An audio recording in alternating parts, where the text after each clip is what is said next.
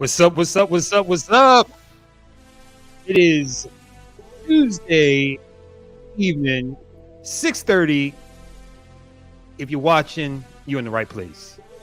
Because we are about to have a show for you tonight.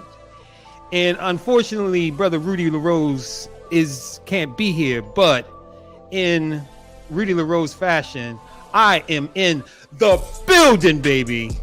Yes, we are Confidence Factor.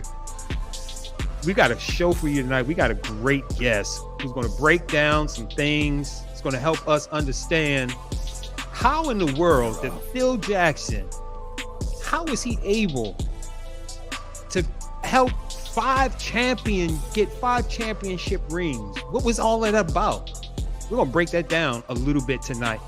Talk about something that you may be missing, that missing ingredient to help you become a better person, to help you level up, to help you get the things that you want out of life. Well, that's it. I'm not going to take no more time. I'm just going to bring up the brother. This is my brother from another mother. Man, we just had a 30-minute call like an hour and a half ago, right? And here we are again, all the way from Jacksonville, I'm about to say Jacksonville, Mississippi, Jacksonville, Florida.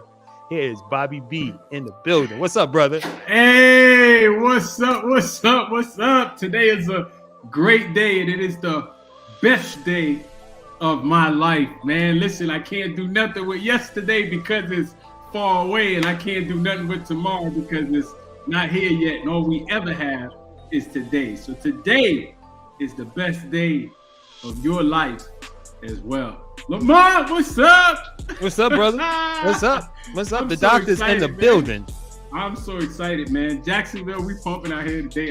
I'm excited about the guest we got coming on tonight because he's using this special modality. We can't tell you what it is yet because it's the secret sauce. The secret sauce you put on the thing so that you could bring forth the thing. You know what I'm saying? Yes, sir. Yes, sir.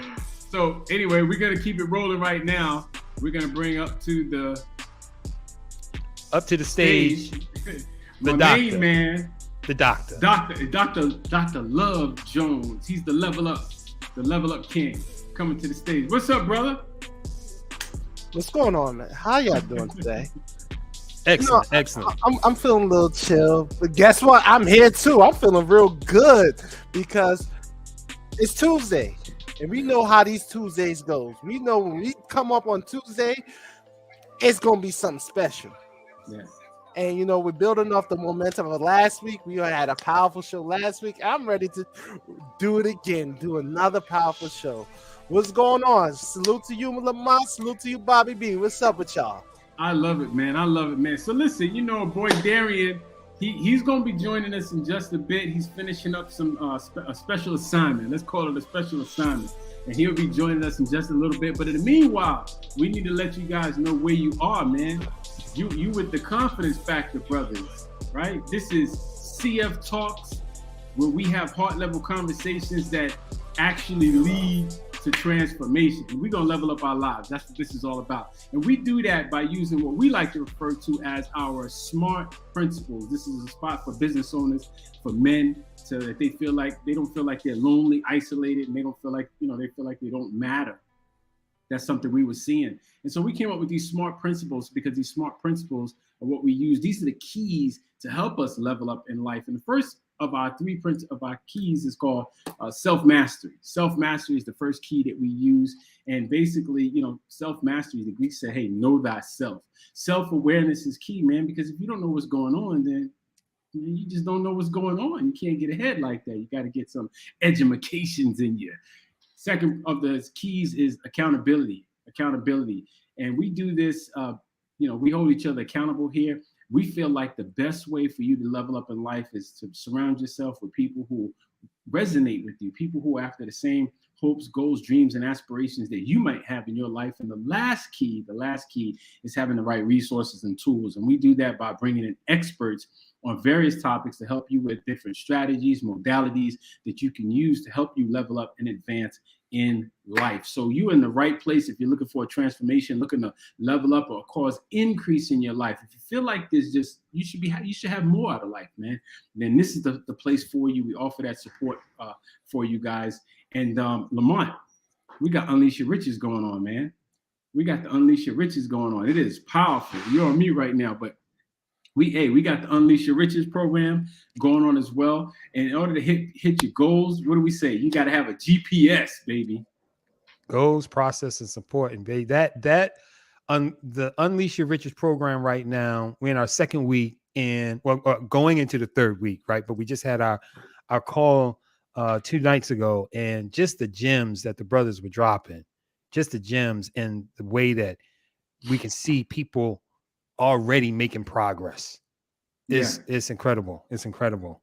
It is incredible. And listen, if you're out there and you're listening, shout out to everybody who's tuning in. We have people always tuning in from all over. Hey, we're about to have somebody tuning in from another part of the world too, from our local Sierra Brotherhood, but I ain't gonna bring it up. We're gonna let the man talk about it himself. But we're gonna have a live correspondent from another country. Live correspondence, baby, on the scene. Hello. I'm excited about that. Yeah, but listen, if you're feeling what we're saying tonight, if you a business owner, you're a male, you're a business owner, you feel like, man, I'm tired of running like a lone wolf, man. I need a lion pack to run with so I can bounce my ideas off of. This is the place you want to be, man. Don't be out there by yourself in the streets, man. Get up in here, have a conversation with us. If you're feeling us tonight, go ahead and type it in the chat. I want you to type in heart level. Type that in the chat so we know that you are with us tonight. And I see somebody already, shout outs to Houston, live from Houston. Newark is in the building. Oh my gosh, it's piling in. Boom. All right, okay, they calling in, they piling in, man. Yes sir. Yes sir. So this evening, go ahead. I wanted to say one thing about the Unleash Your Riches, man, because it's so powerful. So this is a quick story because this is so dope. The brother, I was talking with one of the brothers today that's in the Unleash Your Riches program, and what was so dope about it was I get the movie version of it. So we were talking last week, right? We were just, talking about various projects, goals that we're working on. And so the brother told me in short, the brother said, yo, man, I'm working on this thing right here. And I said, hey, I got this little strategy that I use to when I have situations like what you have, right? And so I shared it with him. And he was like, okay, yeah, he's like, I actually I know that already, but he, hadn't been using it, right? And so he says, man, that's something when you know something and you're supposed to be actively using these things, I got to remember that, right? So then he took off and we came back this week and he pops up. He says, right before we did our call this week, he said, yo, do you know that thing came through right before I hit the button to jump on this call with you? So from my perspective, it was like, yo, I got a little situation. And he was like, we're going to try out this modality. And he came back this week. He's like, he got the bag. He got the bag, baby. He got the bag. He's working on the next one. And so I'm like, yo, this is so powerful because sometimes it's just the communication, just talking with another brother. I say, look, what I've observed is that it's always like a brother or a book. A brother or a book. Transformations be taking place with a brother or a book. But hold up, before we go, let's not skip over what you just said. We in what? This is what, week 2, week 3? And people already getting bags? The conversation on it. So it's like, think about it. People are getting paid already because they are in an environment. What you did was a mastermind session. He presented a problem. You came up with an idea. He used that idea and cha-ching. It's that easy. It's too easy. It's too easy, bro. It's incredible. Because I'm like, on my side, I'm like, the last thing I heard, we were working on it, right? Is that he pops back up. It's solved. I'm like, dang, bro, that is effective, man. And I'm telling you, man, it's sometimes it's not major. Sometimes it'd be a little shift, a little tweak, or just a reminder. Hell, bro, I got books. I don't know if you guys are like me. If you guys are anything like me, I got books and books and books of just notes and ideas. I just be writing everything down. And it's hard to keep track of all these different strategies and tools and when to take them out and when to break them out. And sometimes you might just talk to a brother. This has happened to me so many times. I might talk to Lamont. Lamont's like, hey, man. Matter of fact, Lamont, we was on the phone today. You just did this. I'm driving. And I got this little thing that I use that tells me when I'm close to what I'm about to manifest. I'm literally on the phone, Javon, and I'm telling Lamont, I'm like, hey, Lamont, I got to manifest this right here. Keep your ears and your eyes open. And Lamont's like, oh, you know it's already done, boom, boom, boom. And then I look up and I see this thing that I like to see when I know it's time. And Lamont's like, you see? Oh, you got There it is. It's already done. It's already done, man. It's already done. So we have somebody coming in tonight. Dr. Love Jones, we're going to let you bring this brother up because I don't want to waste any more time because he's going to be talking about this special modality that people like Phil Jackson use, right, on with top performers, right, that people will win in life and in business. People like Russell Simmons use this modality. Phil Jackson uses this modality. We have so many names of so many people that's using this modality, and it's probably not something you're thinking of. So, Javon, we're going to let you go ahead and bring up our brother that's going to share this modality with us tonight. All right, so before we get started, Lamont, you my brother, I got to make sure you're correct on these. Phil Jackson got 11 chips, right? Okay. He won 5 with the Lakers. Okay. No, yeah, he won. He won. He won 6 with the Lakers. My bad. Okay. And he won 6. No, my bad. 5 with the Lakers, 6 with the Bulls. My bad. I'm getting it twisted. But yeah, he won 6 with the Bulls, 5 with the Lakers. That's 11. I think he got 13. Hold on now. Wait, we got to get the facts on this. Somebody got to tell us because I think Phil had 2 on his own. Hold on a second. Hold on. That's probably possible as a player. Yeah, I'm not sure. I thought Phil had 13. Somebody know. Type it in the chat. Type it in the chat if you know. Type it in the chat. He say 13 on here because he got 2 of them in 1970, one in 1971. Yeah, he won he won a part of the Knicks. He won the Knicks. He got 2. He got okay. So he has 13 all together, but 11 13. as a coach. So yes, as a coach, he's considered the most winningest coach in NBA history, and he did it with a technique. We're gonna get into that, but I'm gonna tell you, his nickname was a Zen Master for a reason, right? But over here, I'm gonna introduce his brother, right? Most of y'all know I'm born and raised in Newark, New Jersey, right? And we got a brother. When I was back home a few years ago, I went to this event and we was outside. And that same modality we're gonna talk about, we was doing this outside, a group of us. It was a great event. A friend of mine told me to come through. He invited me, and the person who's facilitating that event was this brother right here. I've done some of his classes, his courses. He's doing his thing. He is really doing a lot in the community of Newark and in different places. I see him traveling, and I want to just salute this brother. I want to bring this brother to the stage. I want to bring up. He's a meditation teacher. He is a counselor and an activist. And another thing, he's also a musical artist. Got some really dope music. I can say that. I got him on a playlist, right? But let me do no more talking. Let me just introduce this brother. He goes by the name Brick City Buddha.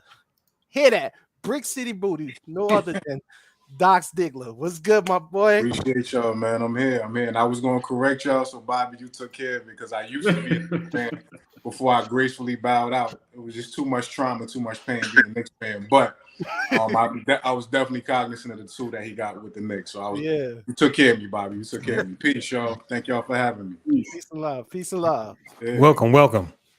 Appreciate you. Man, first off, you go by Brick City Buddha. We're going to get into your story, but why Brick City Buddha? Where did that name come from? I guess we're going to go right to it. So it's interesting. When I was in my period of the level up, I always talk about my 2-year period of like immense, intense solitude. I did a year of celibacy, including no masturbation, no release, no nothing. But on my way to that point, when I was in that first year solitude towards the end of it, there was one young lady I was still kind of seeing infrequently, but we had a dope rapport. That was like my only avenue to be able to have any type of release, even though it was months in between, right? I was kind of her side piece too. Like wherever she at, if she listening, shout out to her, right? But she understood that I was leveling up. She understood that beyond our physical connection, that I was making strides into myself that she said, yo, you're going to become something that I don't think you realize yet. And she knew I was heavy into meditation at that time. I was healing my kidney. I was healing my vision. So all of a sudden, one day, she just started calling me Buddha, right? And it kind of just stuck in my consciousness. And I still didn't use it as a moniker until maybe 2 or 3 years down the line. It was just Dox Diggla, my artist name. People still call me Dox, of course. But at a certain point, I just got the download like maybe 2, 3 years after that. One day I woke up, I got on my Instagram. My spirit told me, yo, change it to Brick City Buddha. And I was already doing pretty well for myself, being a meditation teacher, being a counselor, doing my thing in the community. But for whatever reason, the vibration of the Brick City, right, and the Buddha is kind of like the polarity. It's kind of the yin and yang, being from a place like Newark, but being in a vibration where I'm referred to almost like a quote unquote Buddha of the hood. And when I put that up on my Instagram, for whatever reason, the vibration just expanded a lot more, and there was a lot more reach with my message and my energy. So wherever she at, shout out to her. But that's kind of where that juxtaposition of Brick City Buddha came from. I love it. I love it. Yeah. Because first off, me being from North New Jersey, knowing that place, that avenue, we talked about it before the show, the paradox, and how there's a paradox of being a Buddha in Brick City. It's Right. Brick City, right? And Right. and even in the picture we used for the flyer, we see you in a peaceful place in the most busiest streets in downtown North. Like, and that's why I use that image, because it shows you who you are, a Brick City Buddha. So I had to get into that. So before we get started, I mean, not we're started, by the way. So tell the people who you are, what's your story, and how you became the person you are right now, Brick City Buddha. How did you get to this point in your life?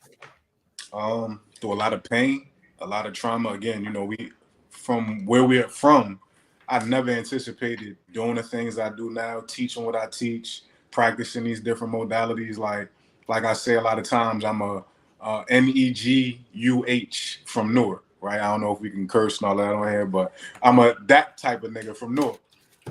So I never anticipated doing any of this. I always say I would have laughed at the version of myself I am now 10, 15 years ago. Grew up in a Christian household, very strict, devout Christian household. And at a certain point, when I came to around 17 years old, I saw my sister, who was a wild child. She kind of started to get her life right, and it was because she had went to a different, like, more youthful church. And being the type of person she was, when I saw her start to get it correct, I'm like, yo, wherever she going, I need to go investigate what this church is doing to get that girl on the straight and narrow. And when I went, it kind of introduced me to a different type of spirituality.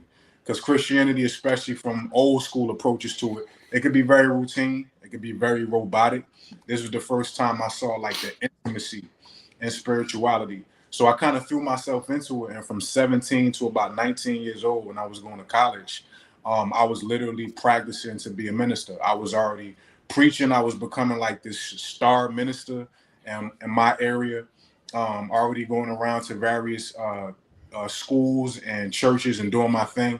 But at a certain point, I dug into the Bible enough for myself where certain things just wasn't adding up. I didn't see a benevolent God sending a soul to hell for the rest of eternity for, you know, kind of messing up the human experience. So we don't really get a handbook. We just figure this thing out on the fly. So a lot of those types of things that I was asking people about, I wasn't getting answers for, and I was told that I was wrong for even having these questions within my system. It kind of led me away from Christianity, and that led me into the streets. I left school. I was searching for some form of community and family because my whole church family, including some of my family, had turned their back on me. So that whole episode of me being in the streets, I went into intense, deep levels of trauma, pain, abuse, addiction. And I did enough of that for about 10 years until my kidney conked out. I went blind, 13-year relationship, like I always say, disintegrated. The bros that I thought was the bros flaked out on me. My music career dried up, complete rock bottom. But I realize now that rock bottom is the foundation we need to build the next version of ourselves. And all that trauma and pain turned me towards somebody who knew these same modalities and kind of gave them to me. And then my whole life got revolutionized from that point. Interesting. Now, Yeah. And that's an interesting story because, especially when you get into spirituality, I can relate. I come from a background of just different beliefs. My mom is a Jehovah's Witness. Have aunts, uncles was Christian. Stepfather was into Seventh-day Adventist. It just was all over the place, and I was exposed. So I've always had that idea of like, which one is the right one? Like, Right. Right.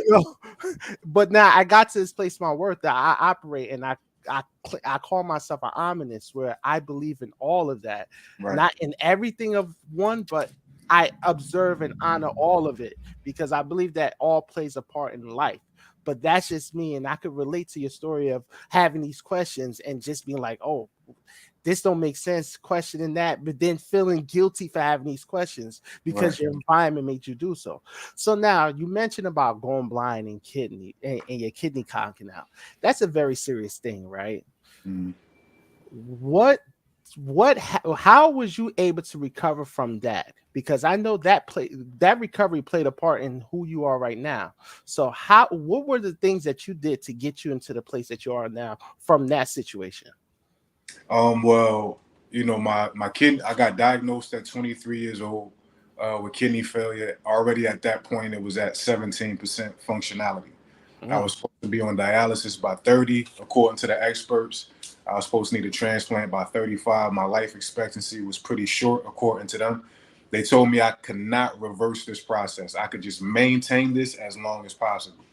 And it was a good 6, 7 years later when I was introduced to my brother. I always shout him out, Honest Yoga, to the new aspect of himself, because I was actually in a music group with him prior. We had deals on the table, we had money on the table, and he just stopped doing music to go pursue what ended up saving my life maybe 7, 8 years ago. So after the diagnosis with my kidney, I went blind in my left eye maybe 5 years later. And the doctors couldn't figure out what was going on with my kidney. But again, Western medicine doesn't really focus on energy. And I always talk about splitting apart the word disease. When you cut it in half, you got dis, meaning lack, and you got ease. So any moment that we are out of ease, imbalance, and some form of disease is developing our system. That could be a headache, that could be a migraine, that could be a bellyache, that could be a kidney conking out, or something even more severe. So when I started to realize that I needed to go to the level of energy to start to work on this, because all the doctors did was give me lisinopril, give me medication that was actually doing even more damaging things to my system, which I found out later. So when I started to meditate, I was starting to let go of the limiting beliefs of what I could do. And one of the first things I did to keep it super simple was I stopped saying I have kidney issues. Mm. Anything you put the word I or I am in front of, you become it. Now, our consciousness is so powerful and so indiscriminate that it don't care what you believe. It's going to wrap itself around your belief system, whether that's positive or negative. So one of the first things I did was stop saying that this was a thing that I owned. I stopped identifying with and as it. And at a certain point, once I stopped doing that, I got a download from my spirit. Stop taking this medication, right? I wasn't like a super meditator, nothing like that yet, but I was starting to throw myself into it. More downloads came. And initially I fought that because I was scared of not taking the medication. I thought I was going to expedite the process of my kidney completely conking out. But when I finally went with it, my numbers started to incrementally improve. And about a year from that point, I remember my primary was saying, like, you know what, you at the point where I'm going to recommend you get off the medication. I'm like, yo, doc, to be honest with you, I ain't took that thing in about a year. He was cool. So some doctors, you can't say that, right? But he was cool. He started to ask me what I was doing. And that kind of gave me the trust and the path I was taking that, you know what? Something here is working, and it's just closing my eyes and letting go of the thoughts that continue to show me I need to continue this path. Yeah. So pretty much so what you did pretty much was go into solitude, Mm-hmm. start to reflect start Mm-hmm. to do the work within to figure out what's the healing. Because one thing you and I know, and many of us know on this, that sometimes the trauma that we face, some of the hardships that we deal with, we hold it in to the point that it destroys some of the parts of our body. Absolutely. So what you're pretty much saying is that I literally went and did all those things, healing. So pretty much what you did as finding out the questions of as a faith, because when you start to lose your trust in the divine, it causes you to have that failure. You went into the street life. That causes so much trauma just on its own. And you was able to really do the work and reflect within, right? Am I speaking correctly? Nah, That's absolutely. I had to get my Dox Strange on, my Doctor Strange on. And fact. like, there's two words I often use, two terms I often use in my counseling sessions, one of which is meridians, and then the second of which is nadis, right? So meridians, the analogy I always use is kind of like your energetic wiring, like behind my walls or wherever y'all at. There's a bunch of wires flowing through that's providing power for wherever you at. We can't see them, but we know they're there doing their thing. It's the same principle that's happening inside the body. And when people go to get like acupuncture, when they put those needles on various points of the body, like they put it on your shoulder, they're not trying to connect to your actual shoulder. That metal rod, that metal needle is making an electrical connection to the energy that's flowing through that meridian. So every time you're out of that easiness, you're out of your natural state, we compile kind of like traffic jams in those energy highways. Over time, that's what causes the dis-ease, which eventually becomes the diagnosis. And the nadis, NADIS, that's the three main termination points of where a lot of that energy is collected. One nadi is, and this correlates to the caduceus, what we see all the time, the image of the American Medical Association. So you see it on hospital doors, ambulances. You got that staff, sometimes a sword, and what else? The two reptiles wrapping around it. So those three nadis are the three main flows of energy, the spinal column, and then the masculine and feminine energy. So the more I went in, and initially I didn't understand this is what I was doing, but the more I left the world outside and went into myself, those meridians started to open up. When I experienced that 5 and 10 and 15, all of those energies finally had a chance to unjam themselves and to surface. So I went from somebody who didn't cry for damn near 10 years to all of a sudden I'm a crybaby. And mind you, I'm a Cancer. I was the complete opposite of what they say Cancers are, but I was actually suppressing and repressing a lot of that energy from being able to surface and get out of my system. Once it started to leave my system emotionally, physically, my body started to balance out. Doc, let me jump in here for a second, Doc. Absolutely. Let me get a couple of questions now. Because Okay. I'm hearing you talk about these caduceus and the going out and going in. There's a lot of stuff moving. Hey man, what does this got to do with Phil Jackson and the Bulls? These guys made a promise to me. I'm a new guy. Let's say I'm looking at the show. I don't know about all this stuff here. I'm trying to win in business. You know what I mean? And this sounds complex. Can you break this down for me very practically and explain to the guys who are just tapping in, they just tuning in, just turning on, right? They just getting on that high flying disc, just they tapping into the different spell. What are you practically doing? Because I'm hearing you say go in. What is that exactly? What do you call that? And why is this beneficial to somebody like me? All right, so everybody played basketball here before? Yes. Yes. Anybody had a spell where you just, working on your free throws or working on your 3-pointers, right? Yeah. So the reason why meditation was so, and even Phil as a player was already a flower person, right? He was already into meditation and all that hippie stuff. That was talking about meditation. Meditation is the modality we're talking about, right? Yeah, absolutely. Meditation. Right? Okay, got you. So meditation. One of the things I do, like I still go, work out on my jumper and all that. It's meditation for me to even do that. I don't go play games no more because I play too hard. My insurance kind of funny money. You know what I mean? So I just go out there and do my thing, do my little drills. The first thing I got to do when I play basketball is I got to make 10 straight free throws. The last thing I do before I leave the court, I got to make 10 straight free throws. Sometimes that takes me a couple minutes. Sometimes I'm out there for a half hour, like, bro, what's going on today, right? And you'll notice when you're doing this process, like let's say you make 4 or 5, there's a story that's going to start to perpetuate in your head. Like, all right, I'm halfway there, right? That halfway there story starts to escalate the amount of pressure that you may not have felt on that first free throw. Right. And if y'all saw The Last Dance, and those who didn't, go check out that documentary. In episode 6, they start to break down in the first part of it why Michael Jordan became Michael Jordan. They said it wasn't his talent, it wasn't his work ethic, it wasn't his natural skills. What really made him Michael Jordan was the fact that low key he was a yogi, meaning he had an ability, and just like you said to begin, Bobby, he was always in the present. So it was before, it could be before game 7 where the rest of the squad is visibly shook and nervous, and he in there playing pinochle, smoking cigars with his security guards. Like he's not about to play one of the biggest games in history. And they would ask him after, sometimes he would be in a slump, like, do you ever, kind of get scared when you're in a slump that, it's going to continue?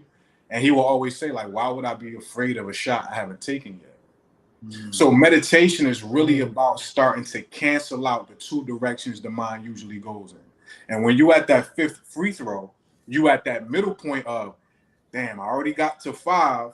I hope I can just continue this process. And then you also at the precipice of, but then what if I miss the next one and got to go back? If you can eliminate those 2 poles, then you only ever take 1 shot. So when I'm out there and by the time I'm done, I done took 300 shots if somebody is watching, but while I'm in it, I only ever take 1 shot. There's only ever 1 moment, 1 thought, 1 experience at a time that you can engage. And for the most part, we're collecting these stories as we go throughout the course of our days.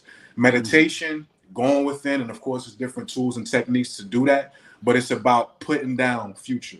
It's about putting down past. And with that, anxiety decreases, worry, fear, overthinking, all these things start to elapse out of the system.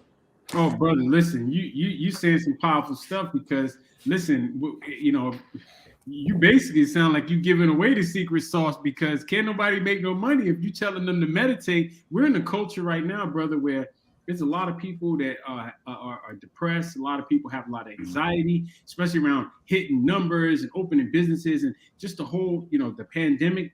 Society has changed. Anxiety is up. Depression is up. A lot of these things are going on. This modality that you're talking about, meditation, it sounds like you're saying that it helps you to just stay present in the moment, right? Not anticipate fear for the future, right? Or worry or guilt or shame from the past, but keeps you in the moment so that you can focus on maybe the task at hand. Absolutely. And it's a cheat code. Another analogy I use, like when we come back from a flight, you get to the airport, first thing you got to do is go to baggage claim, get your bags. So the mind is kind of like that conveyor belt of all those suitcases, all those bags, all that luggage of past and future. So me being almost 10 years into this process, some people may look at me like, well, I guess you don't think some. These thoughts still arise for me while I'm in meditation throughout the course of my day. I've just conditioned and trained my mind so much that when a particular thought may come up, I don't pick up the suitcase. I don't pick up the luggage unless I'm actually engaged in something where I do need to pick something up. I'm planning out my bills. I'm creating a retreat with my wife or whatever it is. There are times and places for that. But for the most part, we don't need to consistently, constantly do that. So just taking that approach of learning that you have the power to choose what you pick up from what the body sends you, which is sensations, and what the mind sends you, which is perceptions, thoughts. Once you realize you have that power to choose, the whole game switches. And even with sports, one of the main things that athletes deal with, celebrities of any shade, shape, or form, is nervousness, right? Nervous, and when you even break apart that word, you got nervous, right? Full of nerve, right? Nerves is how we process information and sensations. So when somebody is actually nervous, there's a story, there's a negative connotation attached to it of fear, of scared, and people don't want to feel that. What nervous energy actually is a surge of energy coming into the surface of your body to make you sharp, to make you keen. Somebody was calling.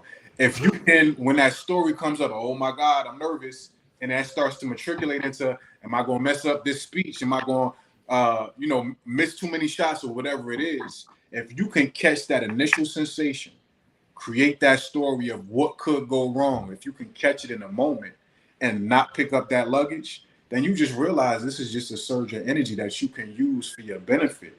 The negative connotation, the negative story is what makes us feel like, I don't want to be nervous. These are some of the practical applications to life that you start to gain from what you're doing at mat. Yeah, that is powerful. One of my coaches, they talk about that, right? And is that when we feel that surge of energy, the body, the mind, it doesn't know what it is, right? We have the ability to say what that energy is, and we can reframe it and say that, hey, I'm excited, as opposed to I'm nervous. It's just the energy. Energy doesn't care. Like you said, it can go left, go right. We can dictate how we want that energy to go out. So instead of saying, hey, I'm nervous and I'm worried about this thing, you can say, hey, I'm excited about this. Lit. And jump into it. Now, before we got started, I want to just take a little detour here because, you're doing something different a lot of people don't do. You're talking about meditation, using it as a modality, going in and really searching inwardly to figure out how to understand your outside world, right? And a lot of times, if you think about the way we've been taught, especially I grew up north, we're taught to go from the outside in a lot of times. What you're wearing, what you drive, where you live, those type of things are very important. And I refer to it as playing an inside game on an outside world. You dictate to that world. And meditation is something that we can use to help us do that. Now, so I have a question for you. There's a lot of guys maybe watching this and thinking, hey, man, listen, this meditation thing, this thing sounds like it could take all day. How many? I got to sit there like the Buddha for like 8 hours, 20 hours. Like, how long do I have to do this for, and how does it work exactly? So initially, like when I really got into a groove, because of course there's an ebb and flow to evolution. Evolution is not linear. It's not a straight line. It's like kind of a ping pong match. You're going to expand to a certain point, then you're going to contract and kind of fall off, as we say. Then you expand beyond that point, so on and so forth. So initially, it was a lot of that expansion, contraction. I'll be really on my dean for a week or 2 weeks, and then I would fall completely off and go right back to the same things, and my life would start to fall apart again. So one of the initial choices I made, that even if it's only 1 minute a day, I'm going to make sure at some point I eject from the world, right? And of course, there are a lot of different ways to do that. But once I started to just lock in, and I heard you also say something, I think it was Bobby. I think you was talking about the brother, you giving him some information and him talking about implementing it, right? I always talk about the fact that the bridge between knowledge and wisdom is implementation. But we forget to implement because so much thought traffic is coming through our field of attention. The average human being is thinking between 55 and 75 thoughts a minute. This is 80,000 thoughts a day. And low key, every one thought has tributaries going to associated thoughts. So we really talking about like 500,000, 1 million thoughts sometimes on a stressful day. When you start to understand that if you can just start to impede or slow down that process, even for 1 second at a time, like even right now, wherever y'all at, and I know, we talked about landing the plane, just bear with me for a second. Everybody, wherever you at home, and y'all right now, just close your eyes, right? And don't worry about doing a minute. Don't worry about doing 30 seconds. Let's just see if we can give ourselves a fraction of a second to not think anything. I'm going to give everybody 10 seconds to find a way into a fragment of a second to not think anything.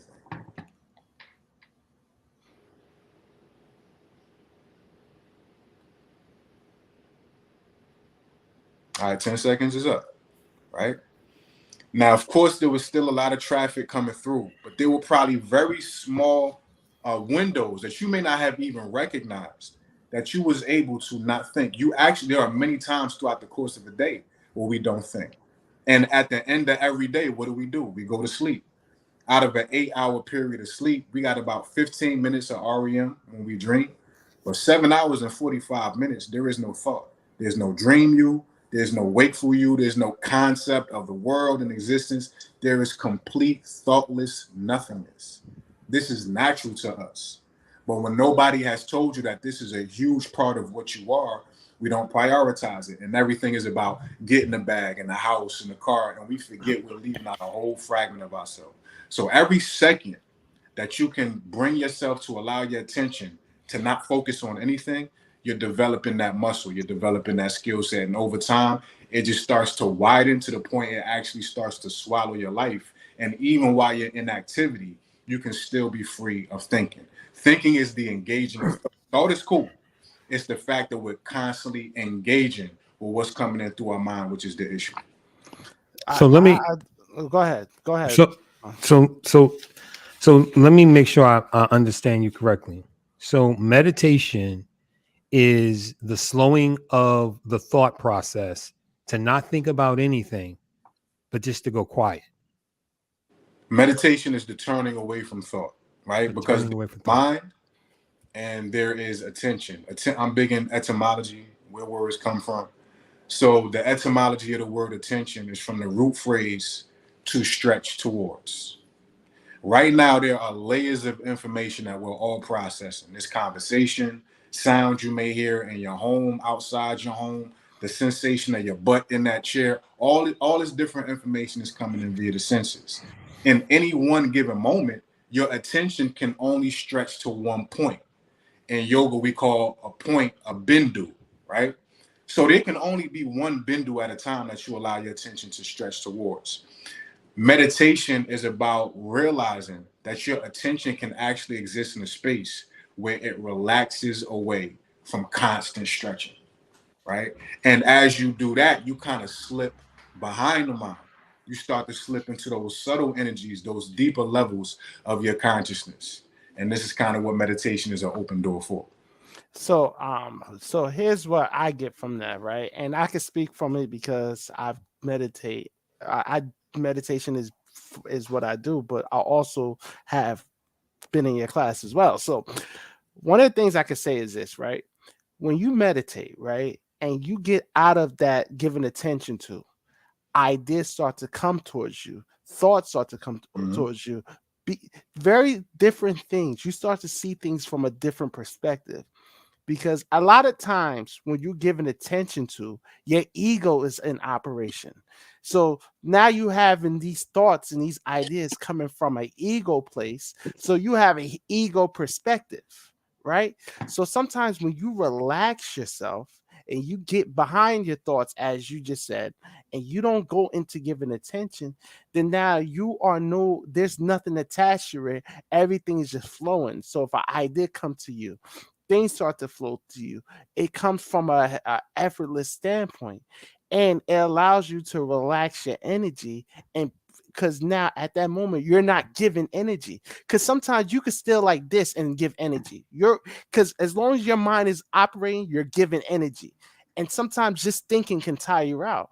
So sometimes what it does is to keep you calm, keep you relaxed, and allow things to come to you without you emitting energies into it. Am I correct with Yeah, that? absolutely. And on top of that, it's also a way of like derobing the moment.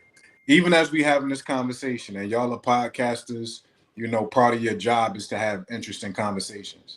So even as you're listening to me or whoever's talking, there's still a conversation also happening in between what we're saying to each other. You're thinking about what you could possibly say next, or you're possibly thinking about something that somebody else said that you're extrapolating out. You end up in this dual citizen aspect. Well, not only do you got to have a conversation with the person that's in front of you, you also got to have a conversation with your mind in between that conversation you having with that person. So the more you meditate, part of what kind of keeps us out of the present moment is these multiple worlds we got to live in, not only past and future, but also the activity that's happening in our own mind. When you can start to step behind that, you remove that conversation that's usually happening between you and another individual, and you can completely be invested in what they're saying. That's why when y'all said earlier about the question, I'm like, I don't want to know the question. I want to just be here in the moment whenever you ask it. I don't want to even give my mind the fuel to extrapolate out, okay, what am I going to say? Because once you ask it, that dual conversation is happening. And this is happening on multiple levels of our life. So it's like you kind of remove worlds from having to carry on your shoulders by being able to practice stepping behind thought. So we had a question from someone in the audience. Says most people think that meditation is about quieting the mind. Is that true? Absolutely not, because the mind is going to continue to do what it does. We don't have to stop the mind. And just like when I talked about the various pieces of information that's coming in through our senses, right now we're focused on each other. We're focused on this conversation. So to a large degree, until I say the word floor, floor don't exist, right? Until I say the word bedroom, wherever that is for y'all, bedroom did not exist until I threw it into your consciousness, the memory of it, the vision projected again. All right, yeah, my bedroom, right? So being that we're only relegated to one bindu at a time, the thoughts from the mind are going to continue to come, even in deep states of meditation. You just get to the point, just like I'm a father, and if anybody is a parent here, when your kids is kind of going off in that other room, and they making all the noise in the world, like parents only get scared when they get quiet, right? But when your kids are in that other room, they going off, you may be in a different room having a conversation with your wife or one of your homies. You know they safe to a certain degree, as loud as they get. It's just white background noise. To a large degree, it don't even register to your conscious mind. It's still there. You just not giving your attention to it, so it fades into the background. It's the same process with the thoughts that are going to come through your mind during meditation. They still going to be there. The mind is going to continue to play, but you start to realize I have the power to not stretch, to not give my attention to those thoughts that's going to continue to come. And that takes care of itself. That takes care of your consciousness slipping behind the mind for you. You don't even got to force your way into it. So let me ask you about meditation music. Mm-hmm. What is your thought about having meditation music while you meditate? There was a time it was helpful for me, and there's no one right or wrong way to approach this. Everybody is unique for a reason. But there was a time it was helpful, but then it got to a point, and me being an artist, not as much in my artist bag these days, but a lot of people see me as that. It got to the point, and it's still at the point where I don't even really listen to music. Silence is a priority for me because everything that comes in via the senses, until you train and condition the mind otherwise, it stimulates more thought. I mean, when we listening to a song, we're listening to somebody else's thoughts that trigger our minds to go to certain places. And it don't mean music is bad in any way, shape, or form. But when your mind is out of control, it's almost like that the 12-step program, people, places, and things. You got to start to pay attention to what is triggering the addiction. To a large degree, our first addiction is our addiction to thinking. Whenever you see somebody kind of glazed out or looking at the wall or looking at the ceiling, they strung out. They strung out on thinking. And it's so normal to us that we don't even understand that if somebody is doing this, like I always say, I'm not looking at the ceiling. I'm lost in a series of thoughts. I'm not here. I'm gone. Right? So these are the moments, I call them tells, like in poker, right? Where you can tell somebody is literally strung out on the addiction of thinking. So anything that's going to exacerbate that process, I would encourage to remove. But if you need it as a stepping stone and push you in a nice, peaceful vibration, do what you do. But it got to the point where it actually became a hindrance because it triggered more thoughts. Powerful. That's powerful. And so now, and let's get to this question, right? Because I would say this, right? We often hear masculine and feminine energy, right? Mm-hmm. So we think about masculine energy is to go out there, get it, boom, boom, boom, boom. But when you think about feminine energy, it's about relaxing, softness, gentle, stillness, and not necessarily having to feel like you have to move on command, right? Mm-hmm. So when we think about meditation, right? And I think one of the things that, and I'm speaking for a lot of men, a lot of masculine men, it doesn't sound like what you're supposed to be doing as a man. But how it's important is tapping into that feminine part of who you are is needed for balance and peacefulness in your life. Mm-hmm. And to also attract and up level your performance in whatever you're doing. Mm-hmm. So because it's not just about tranquility, peace, but you also could get money. You could also create a career, a path. I call it spiritualpreneurship, where you just start to create and foundation based on what you discover in your spirit, what you discover in your healing. So what would you say to that, where you can, how balancing that feminine aspect of you could be beneficial to you as a man? So most brothers, if you tell them to sit down, lay down, close your eyes for a certain amount of time, that feels like, bro, I'm wasting my time. I got money to get. I got to go to this bank. I don't know what you talking about right now, but I ain't got time for that. I thought the same thing. And when you start to talk about masculine and feminine energy ain't soft, bro. Like taking it to, I'm big into the world of quantum mechanics as well. So the Big Bang, we all had the Big Bang in science class. And pretty much the story that, the quantum mechanics scientists and physicists have put out is that nothingness got so dense, so full of itself, that it exploded into the world of perceivable some things. Nothing exploded into all the some things we have in the universe right now. And yoga, they kind of tell that same cosmological story via the two gods, Shiva, which represents masculine divine energy, Shakti, feminine divine energy. So Shiva is that masculine principle, that anchor, that emptiness, that nothingness that we go back to every time we go to sleep. That same anchor that allowed the feminine energy to draw from it and explode. The feminine energy is what created the universe, but it came from that anchor point of nothingness. So anything we looking to create in our life, of course, we could force our way through it by only honoring our masculine energy. And this is why we got to be team no sleep and hustle holics and work 7 days a week like I used to do, 15, 16 hours a day. We think we have to do that because we've cut our energy in half, because we haven't prioritized tapping in to that naturally creative force. What can all women do? They can have children. When we give a woman our ideas and our love, look at what they turn it into. That's not soft. That's extremely powerful. But when you don't take the time to settle into your masculine principle, that base of it, that nothingness, you're not able to really open up to that feminine energy flowing through it. And a lot of us are closed off from our emotions as is. We don't want to feel. We don't think that's manly and all this other stuff. When that residue started to come to the surface and I found myself not crying for 10 years and then crying all the time, most dudes would have looked at that process like, yo, whatever you're doing, stop doing that. That's exactly what I needed, though, to be able to release that residue, to open up my energy, to allow all the creativity that flows through my life to happen. I went from flat broke, coming off of disability, coming off of being blind in my left eye, kidney issues, fired from 5 straight jobs, to less than 5 years later, working for myself, effortlessly attracting abundance, doing retreats abroad, having a family, having a tribe, having a son, having a beautiful wife. All this came from those moments that most men would tell you is wasting time. Wow, that's good. That's real good. We have another question from the audience that said, can meditation open the chakra, and how does the chakra affect our health? Great question. So I'll answer it backwards.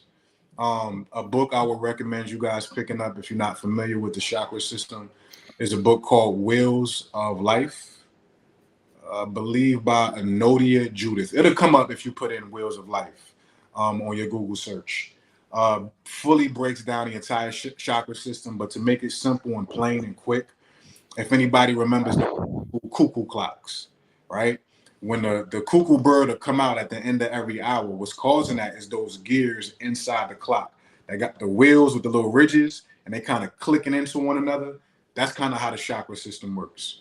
Each chakra has different attributes of the human experience. So that root chakra is your ground level of your energy, responsible for the base levels of the human experience: food, clothing, and shelter. Being able to bring thought into fruition.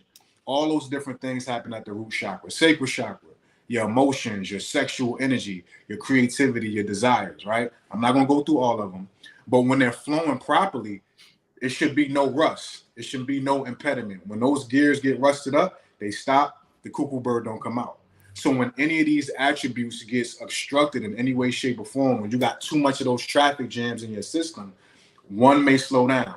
One may be too fast. If you're having too much sex, sacral chakra may be flowing, but your heart chakra, you're not connecting to your emotions, that's at a standstill.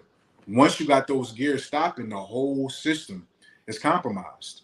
And this affects our bottom line. This affects our finances, our ability to attract a good woman, whatever it may be. So the chakra system is important, but I would advocate, don't necessarily go into meditation for any outcome, for any result. We go into meditation to let go of desire, to let go of want. And in that space, things are taken care of how they need to be. Awesome. Awesome. That's key. Oh, Lamont, you going ahead? Yeah. Go ahead, Javon. No, I said I agree with that last statement because I honestly, when I first started meditation, I went in it for something. Like, okay, they say meditation, you could clear headaches, you can do this. So I'm like, all right, I'm about to go into meditation. At first, it was weird to me, but then a close friend of mine was saying, "Nah, you got to do this, whatever." So I was like, I was resistant of it, but I said, "All right, let me try it." And then I'm sitting there like nothing works, right? Because I'm sitting here expecting something out of nothing. And that's the thing about meditation, is really just flowing. It's not Right. about doing anything. It's not about anything. It's just about nothing. So I love that gem. Um, Lamont, I know you was jumping in. Do you have Yeah, something to add? I do. I wanted to go back. I wanted to go back. We got about 5 minutes left. Okay. You said something really key, and I want you to unpack it a little bit. You said rock bottom is the foundation of building a new version of yourself. Absolutely. That really struck me because I've had my rock bottom, and I can understand that.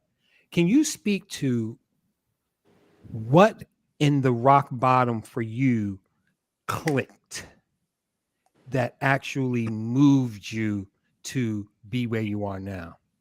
Great question. Great question. Um, After my first eye surgery, and mind you, at this point, I'm very deep into meditation. At this point, I'm like a year and a half into my solitude and things of that nature. So after my first eye surgery, mind you, my retina exploded and detached from my eye, which caused me to lose my vision in my left eye at that time, completely pitch black for about 2.5 years. So after my first surgery, um, I had to get drops in my eye about 7 times a day. I had to be face down for 16 hours a day. Like, it was a whole process of making sure that this surgery took root. Um, so every time I would get a drop, it felt like somebody jamming a whole sword into my eye. It was to the point that my parents had to fly up to, because I couldn't really do anything. So my parents and my ex at the time would, help me through this process. So when I would get the drop, it was so painful that my father would do the drop and my ex and my mom would have to hold my body down because I would literally convulse in the sensation of pain. But again, at this time, I had completely thrown myself into meditation. And I understood my perception of an experience is what creates the type of reality.